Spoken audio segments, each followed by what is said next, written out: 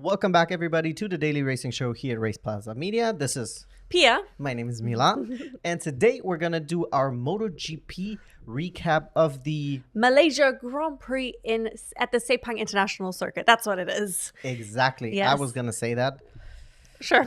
I mean, going into this weekend, we knew, it's going to be tough because the championship was on the line. It's been a lot of up and downs throughout the whole season between Pecco and back Jorge. and forth, yeah. Yeah, exactly. I mean, they've been switching and swapping positions. And so going into this weekend, it was going to be interesting, especially also going into this weekend knowing before the races this weekend that the Valencia Grand Prix was canceled. So there was going to be some changes moving into the final Grand Prix. I'm not sure if that maybe changes something. Or if you're just, probably as a racer, you're probably just focused on the here and today. Yeah. It seems like there will be a replacement GP in Barcelona instead in 2 weeks, but nothing has been completely confirmed yet. But as of recording of the video, that's where it's heading. Correct. So yeah, we didn't watch the sprint race, but we watched the highlights of the sprint race, and then we watched the actual race, of course. But then, of course, the big thing during the sprint race was that Pecco crashed out. And it was not necessarily, it was not something that he could afford, really. Nope, not at all. Because it was already very close. Before going into this race, the information was that Jorge would just needed to be second on every single race and he would still get the championship. With Pecco crashing out during the sprint, that definitely hurt him. So going into the main featured race on Sunday, there was a lot of pressure on Pecco. It was really all in, risk it all for Pecco, and Jorge Martin, he had everything to lose if he made a mistake. He could play it safe, essentially. That's what I'm saying. Going into the weekend? Yes, going into the Sunday race. Going into the Sunday race, yes. I will say, so we had a crazy start.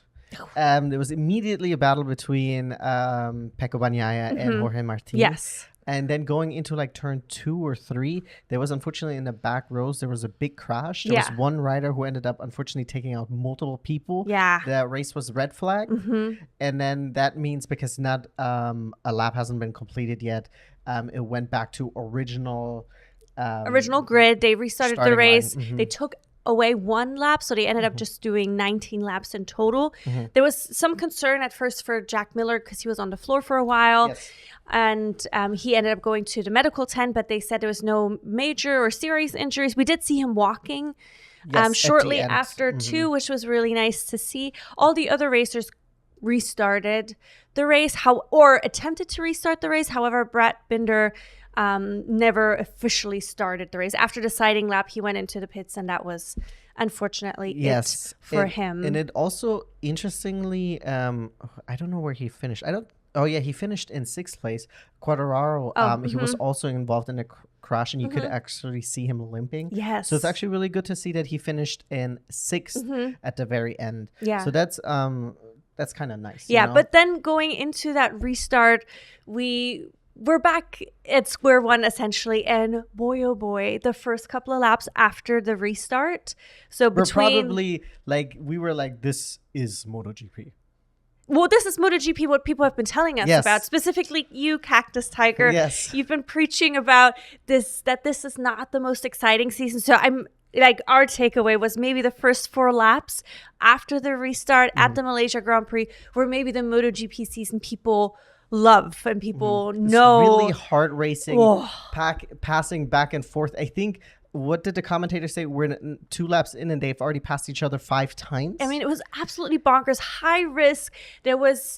I don't remember if there was contact, but it got so close many times. There was contact on the straights. Yes, there that's what it was. Also almost contact. I think there was contact right on the first start with Bagnaia's right leg. Oh, yeah, where his leg almost got under Jorge Martin's front tire. He was essentially got his foot run over, which was crazy. I don't know if it was also a technique to like, hey, my leg is here. Yeah. You don't know. These racers do everything, right? Yeah. I will say the first start that ended up, not counting. Marquez didn't have a really good start, but then in the second start, because he started from third row, I think, or fourth row.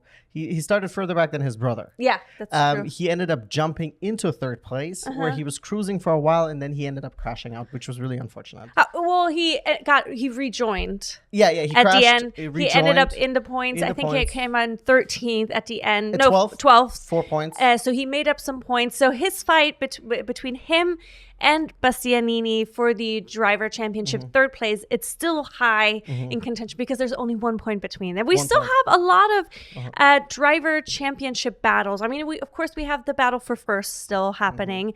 We have the battle for third happening. Then we have a battle for fifth happening between the KTM, or two of the KTM drivers, future teammates actually, Brad Binder and Pecco Acosta. So that's going to be interesting. Oh, Pedro, yeah. I mean, it's so exciting. But going back to the race, so we had, after the restart, I think it was like the first 4 or so laps were just so high in intensity, and we had just also watched the Formula One race, which was so exciting, anxiety ridden. So I was not necessarily prepared to have another high intensity stress race. Luckily, it calmed down a little bit. I wouldn't say actually luckily. I thought the race actually became quite mellow / boring after that first 4 laps, because nothing really happened afterwards. Yeah, there were some overtakes here and there, but then Pecco managed to race from the front. Martin had a few incidences where he went wide, and people were like, oh my God. Yeah. But then it's also at this point, I mean, we talked about this earlier, that I get why Pecco and Bagnaia, he's not the same. Pecco and Jorge were fighting in the beginning, especially where Jorge was like, hey, I'm not going to let this guy ride just all take over it away. me. Yeah. Okay. But then in the end, it's Jorge who has more to lose. Yeah. Because if Jorge crashes out, then there would have been, I think, a 4. Yeah, he's opening the door so much for Bagnaia. Whereas Bagnaia, he's in the back. That's why he did a soft medium tire, whereas Jorge did a medium because he has to be more aggressive. He has to push it all the way. Yeah. I mean, he did it during the sprint race and he crashed out, and that's the price you pay. But in the end, he's the one who has to make the push. Yeah. It's like you said, Jorge just has to kind of finish in the points at this point. Yeah. Like, don't crash out and you win the championship. But of course, you don't want to play it like too safe, because you're still a competitor. And so he pushed it at first, but then also, like, after they had their intense battle at the beginning, he backed off a little bit, also maybe because of temperature and tire degradation, because the temperature was really, really high at that track. And then when he tried to come back a little bit later, he even said it in his post-race interview, there was a moment where he almost dropped the bike, and we could even see him like shake his head, which you don't see physical reactions very often during the race, at least not that we've experienced so far. So he knew, like, I don't need to do this. This is too high risk. There's too much to lose, because it is his championship, I think, to lose at this point. Yeah. And then also his pit wall had to sign out, and it just said focus on it, because in the end it would have hurt him so much more to drop the bike. Bagnaia, of course, if he would have dropped the bike, it would have been over, and Martin would have been the champion. Yes, but it's his to lose at the now. You know? But I mean, it's still, you never know what happens. You don't know. You really never know. So I'm looking forward to the final round. I've been saying it the last couple of videos. I am rooting for Jorge. I'm turning off your mic. Just because I'm uncertain, and if you guys want to chime in the comments about this, I'm uncertain how he will fare at Aprilia next season. I mean, they've already said, right? The Aprilia most likely is not going to be competitive again until the regulation changes. I'm uncertain when that's happening. So this is his big chance to do the championship. Yeah. So I'm not necessarily rooting against him. No. Yeah. I'm just a Bagnaia fan for a reason. I think it's fair. Bagnaia seems like a. I also like Bastianini, but homeboy can't get it together sometimes. I know. I love Enea. Enea is so sweet and fun, and he's really good. But yeah, just sometimes he doesn't.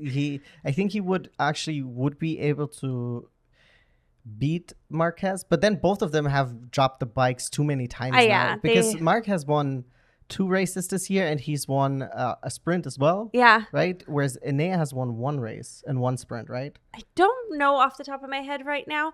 But, I mean, yeah, it's really close. I'm excited to see how, because I know the both of them will be very competitive going into the race. I mean, it's going to be, I think, such a fun race because there's still so much up to grabs. We have a week off, and technically, we'll see if 2 weeks, right? 2 weeks until Barcelona is what currently the consensus is. Oh, yes? Yeah. Okay, because originally it was only a week off before Valencia. I think it's maybe to get everything organized. Maybe, yes. So we'll see. I mean, we have a little bit of a break before we go into the final round. But like we said, we have the first place up for grabs. So the overall championship is up for grabs. We have a fight for the 3rd place between Enea and Marc Marquez. Then we have a fight for the 5th place between Pedro Acosta and Brad Binder, future teammates. That one is, I think, the really interesting one besides the championship, because they will be teammates. And then is Brad Binder probably doesn't want to be outraced by the rookie in a bike. I'm not sure if it's worse than his. It is. I think the lower KTM. There you go. I mean, Pedro Acosta is also someone to keep an eye out, especially next year or the following years. I mean, I think it's really impressive. He's a rookie. He's currently in 5th place, fighting for 5th place in the overall rider championship in his very first season. I think it's really impressive. And if anyone can tell us who will be racing at Pramac next year, because Martin and I mean, we can look it up. Well, I know, but in the comments, get in the comments. Oh, yeah, sure. Yeah, you can let us know. Get in the comments. We're lazy. Get in the comments. Get in the comments. Yeah, because that is that team is losing all of their racers. I mean, it's going to be interesting. I'm looking forward to next season. Having Mark and Pecco in the same team is going to be really interesting. I'm also excited about Brad Binder and Pecco. Pedro Acosta teaming up next season. I think what I'm also interested in seeing next year is, because this is our first year watching MotoGP, I'm really just focusing on the front. I think next year it will give me, like, because I'm also more familiar and stuff like that, I will be also looking at the midfield more, how I do it with F1. So I think that will also be interesting. Of course, the season's not over yet and we're always looking forward to. Yeah. But that, it's like we get a 3 months break almost, I think. I don't know. I haven't looked at when the new season starts, but probably somewhere around that 3-4 months maybe. Yeah, so it'll be a long break to recharge our batteries. Yes, yeah. But I'm excited. I mean, this first season of MotoGP, and we'll do a full recap of our thoughts of our first season. It's been a fun season overall.